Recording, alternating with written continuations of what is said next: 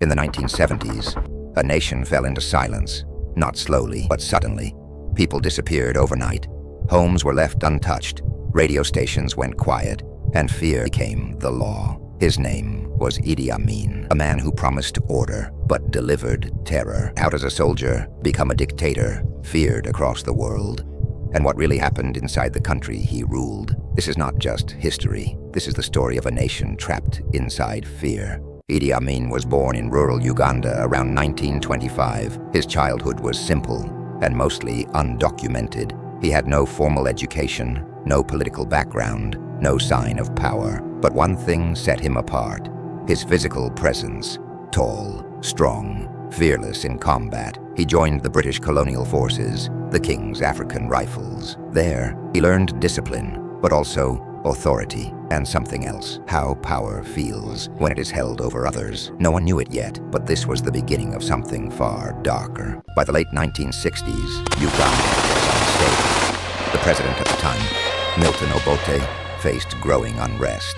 And inside the military, one man was rising fast: Idi Amin, trusted by some, feared by others. Then came January 1971. While Obote was out of the country, the military moved, silently, quickly, decisively. Radio stations were taken, roadblocks were set, communication collapsed, and within hours, Uganda had a new ruler. The country woke up to a new reality. Idi Amin was now in control. At first, people celebrated. They believed change had come. They were wrong. The celebration did not last. Soon, something changed. Quietly at first, then everywhere. People began disappearing. Journalists, soldiers, teachers, civilians. No trials, no answers, no bodies returned. Fear spread across Uganda. Nobody knew who was safe or who was next. Estimates suggest hundreds of thousands died during this period, but numbers cannot explain the silence that remained. A silence that filled every street, every home, every conversation. Uganda was no longer just a country. It had become a warning. In 1972, Amin made a decision that shocked the world. He ordered the expulsion of Asians from Uganda.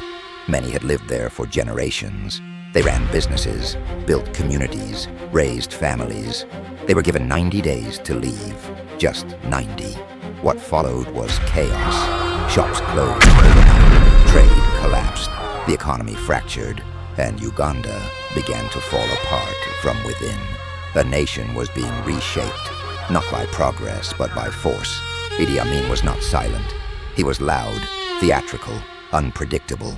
He surrounded himself with medals. He even invented titles for himself: President for Life, Field Marshal, and at times joked about being the King of Scotland. To the outside world, he looked absurd. But inside Uganda, there was nothing funny about it. Behind the performances was a state controlled by fear, and a leader who never questioned his own power. By 1978, cracks began to show. The economy was collapsing, the military was unstable, and opposition was growing. Then, Amin made a critical mistake. He invaded neighboring Tanzania, a decision that would end everything. Tanzania responded immediately, and with the help of Ugandan exiles, they fought back. The war moved quickly, from border clashes to full-scale invasion. And then Kampala fell, the capital of Uganda, the center of power. Gone. Idi Amin's rule was collapsing in real time, and he fled, silently, without ceremony.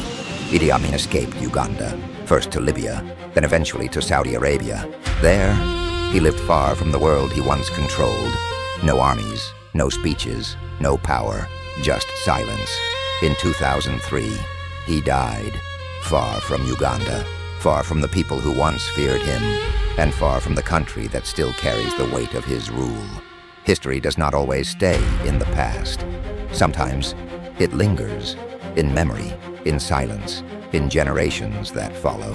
Idi Amin is gone, but the impact of his rule remains part of Uganda's story.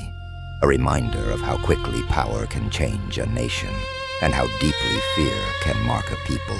Because long after the speeches ended, and long after the dictator disappeared, the echoes remained, quiet but never fully gone.